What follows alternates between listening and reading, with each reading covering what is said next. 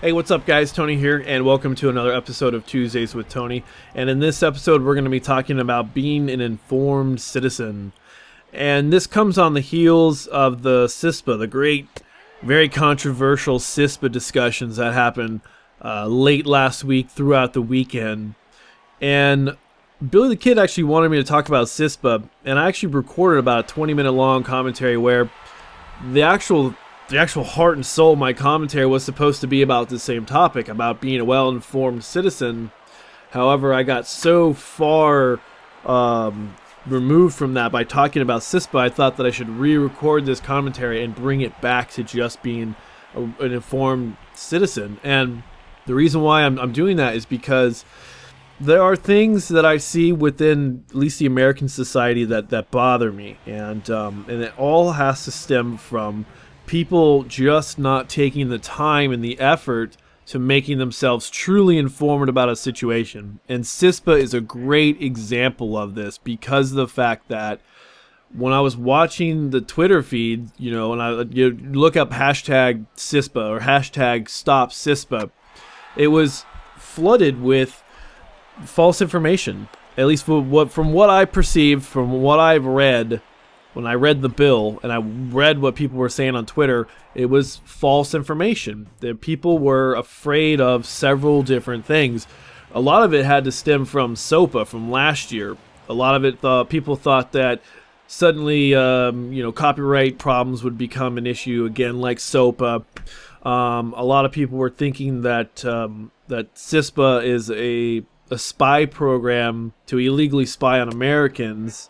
And we have that. It's called the Patriot Act. And so the last one that I saw, and the analogy that I saw a lot of people using was the attack on the Fourth Amendment, basically, is what it boiled down to. Is the analogy, the example that people like to give was the police could come into your house and search your house without a warrant. That's basically what it's like. And after reading the bill, I was actually not at all enraged like a lot of people suspected I'd be. Matter of fact, I didn't see what all the hype was about. I didn't see where the anger existed. And the fact of the matter was and is that CISPA, from what I read of the bill and my interpretation of the bill, there's nothing to fear. There's no reason to fear this attack on the Fourth Amendment because of the simple fact that after I got done reading the bill, I understood what the bill is. And now, mind you, I should have prefaced this at the beginning of the commentary. I'm not for CISPA, and I'm not really against it. It falls for me in this very neutral state, and I'll explain very succinctly why I'm not afraid of it, and why I'm not much of a supporter of it. So why I'm not in love with it, and why I'm not a supporter of it.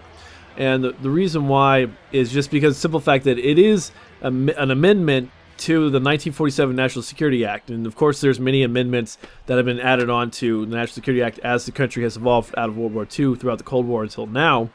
And this one is basically popping cyber threats onto the tail end of it to give the federal government an area to utilize more resources, and in this case, in the case of CISPA, the private sector, to search for potential threats.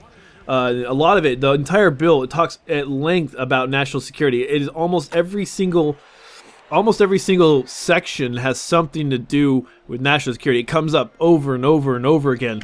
And cyber threats there's a broad definition. I shouldn't say that. They have definitions at the end of it, but there are several different definitions. One of them, the implied definition, is terrorism. The other one, of course, is cyber threats, cyber attacks, and things of that nature. But a big one is the implication of communication online with of terrorist organizations in an area that the federal government is not currently monitoring. And now where people, I think, get mistaken about this whole Fourth Amendment attack, because if you don't know, the Fourth Amendment is the amendment that protects us citizens from unlawful search and seizure. So the analogy is correct in the fact that without a warrant, a police officer or any sort of law enforcement individual can't come into your house and search your house. They need a warrant to do that from a judge, and need to have enough evidence to get that warrant.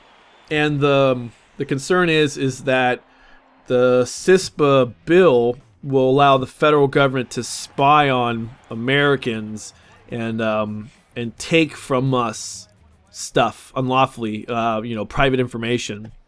And so what I decided to do is I actually went out and I searched the internet, and I found the terms of service for Facebook, Google, and Twitter, and I read through those very carefully. And it's in plain English, so it doesn't take a lot of really hard analysis. But there's a constant theme that comes into play that basically, one, their terms of service. So to use our service, Facebook, Twitter, Google, YouTube is included on that, but of course it's a subsidiary of Google now. But to use these services, you're going to agree that these are the terms that you use them under. And so Twitter plainly says two things. They say that, what you put out there is viewed by the world, and so you are what you tweet, which is very basically like watch what you say, because people will take what you have to say and they'll pretty much judge you based upon that. The other one is they have a law and harm clause saying that they will participate willingly to aid law enforcement in federal investigations. So they will give out information if requested by any sort of law enforcement, state, local, federal, law enforcement. They will help. But at the same time, they're not detracting from your right to basically fight that if you feel you've been wronged because of this investigation in some sort of way, they're not going to deny that. So they're playing both sides, but they're definitely going to help out an investigation or help out the federal government in some way as it pertains to some sort of investigation or maybe a search or whatever, terrorist activity or something like that. Unfortunately, that's the nature of the bill and our world in general, is that some things are very, very broad. Now, Facebook is another beast because, as with Twitter, Facebook also tracks everything you do, everything you say, and they compile it, and they use it for, most of the times, it's used for advertising.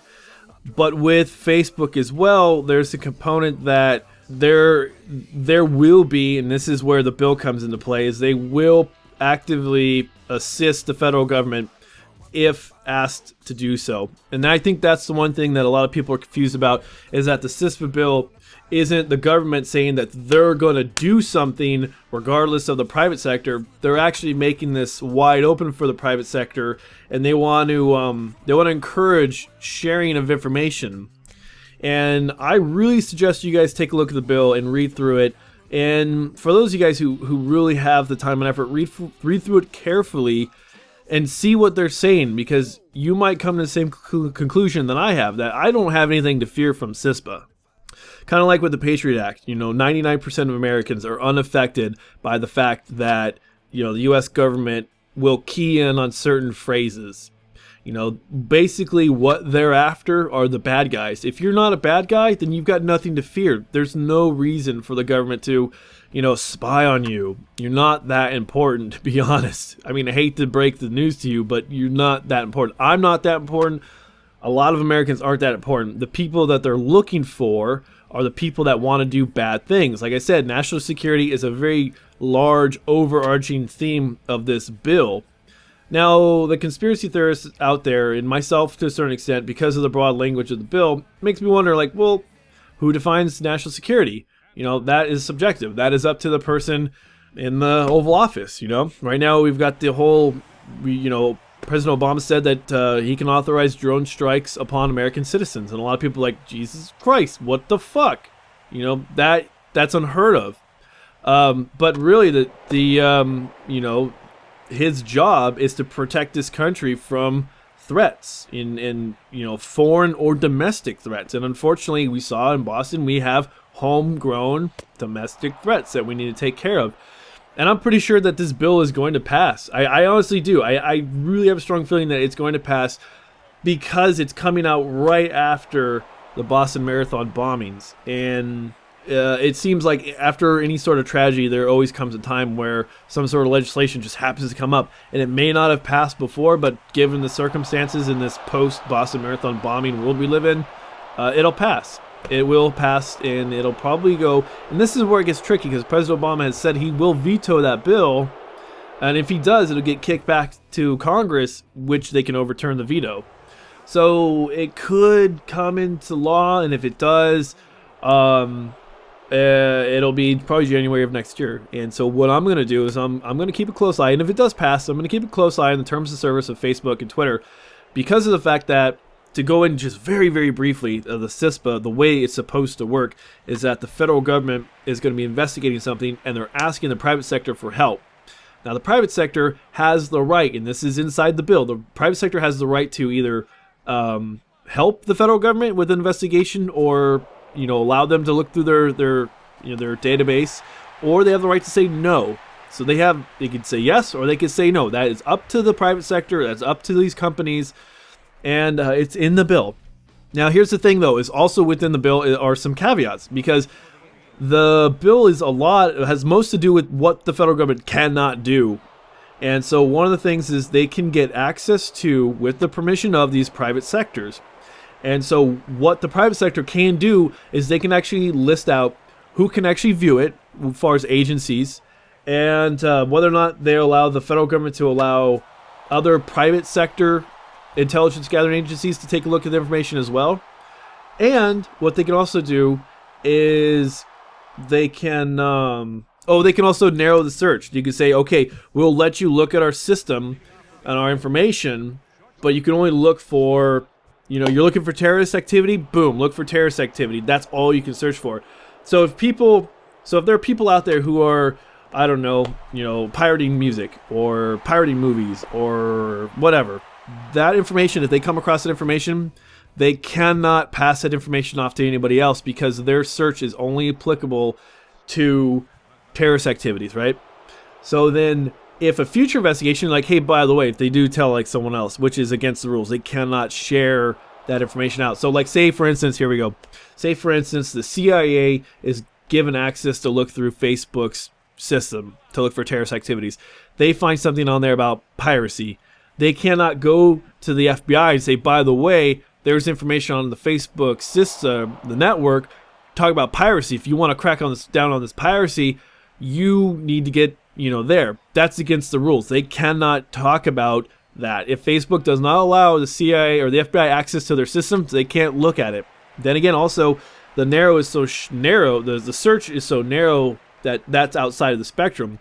So even if later on its own accord, the FBI came to Facebook and say, hey, look, we want to look for internet piracy, music, and movies and such, Facebook could just say, no, you cannot have access to our systems. And that's perfectly legal for Facebook to do so. There's nothing in this law or in this bill that says that the federal government can overpower the private sector and take what they want. That's against the law.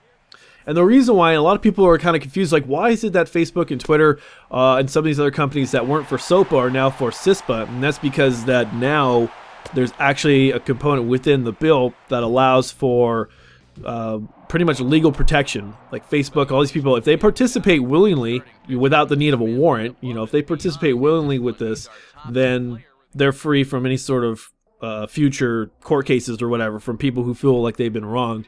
And there's actually another section in the bill about that. So if information is taken from the websites, or the private sector, I should say that, because it's more than just websites, but the private sector itself, then they can actually seek recourse from the courts, and they can get a sizable settlement. The federal government will reimburse them for lawyer fees, and of course they will reimburse, or they will pay out a certain amount of dollars per for whatever the settlement is.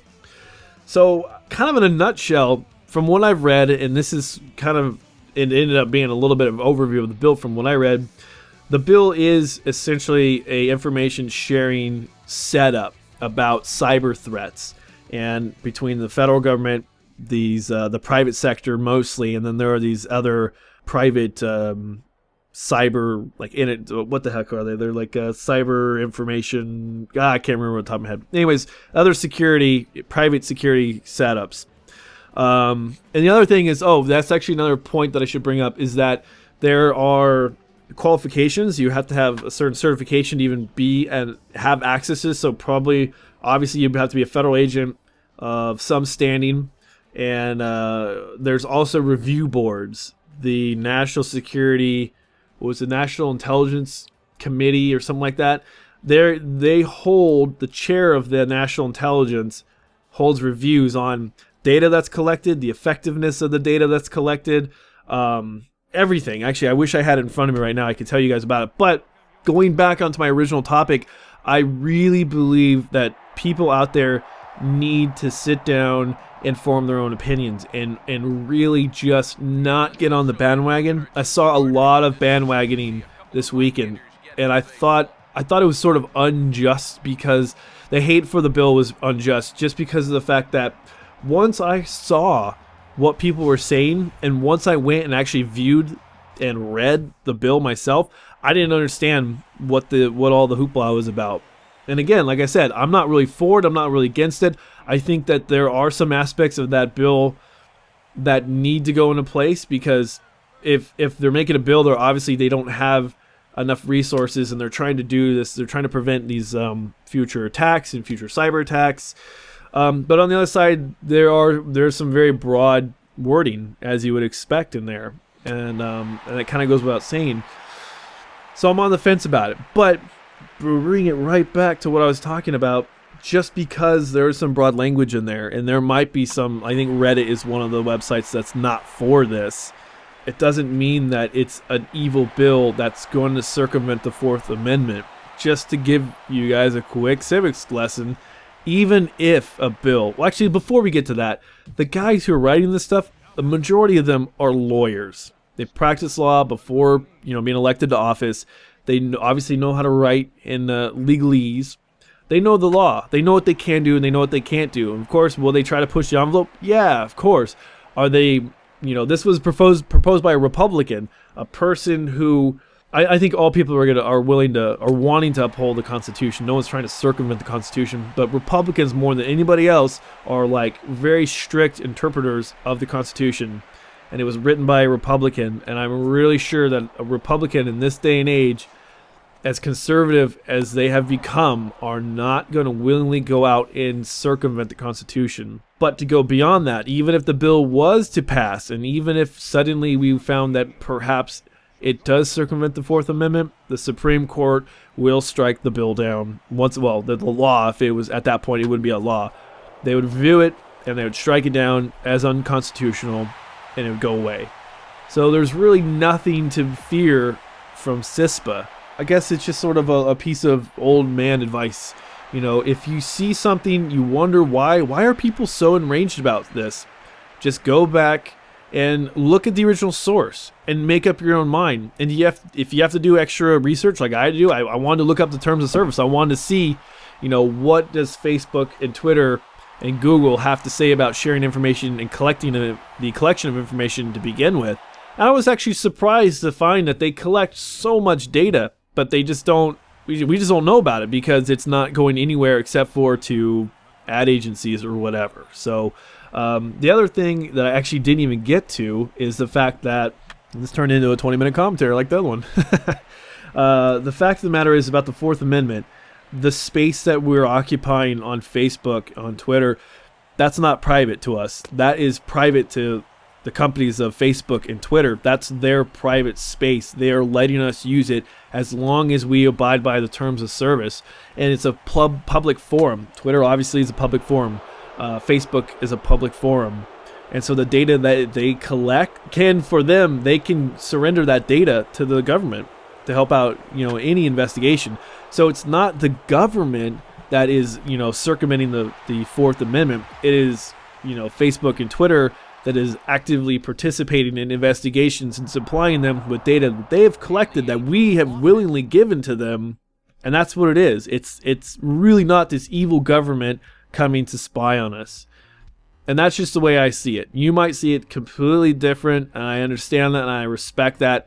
But from where I sit, from what I've read, what I've looked at, I don't see it. I honestly don't see it. And so just to sort of hammer it home again, just get out there and do your reading, do objective analysis of it. If you go in thinking that the government is coming here to take away your Fourth Amendment right. You're going to read a document and you're going to say, God, this is exactly what I wanted to see. Try to go in there and think about it objectively and say, what is this actually saying in plain, well, it's not plain, it's legalese, but in English, what is this trying to say? And you might come out with a different interpretation than you went in with just because you went in with an open mind. So think about that. So anyways, guys, this is a long video. Sorry about that. And thanks for watching. Thanks for subscribing. And I'll talk to you guys later.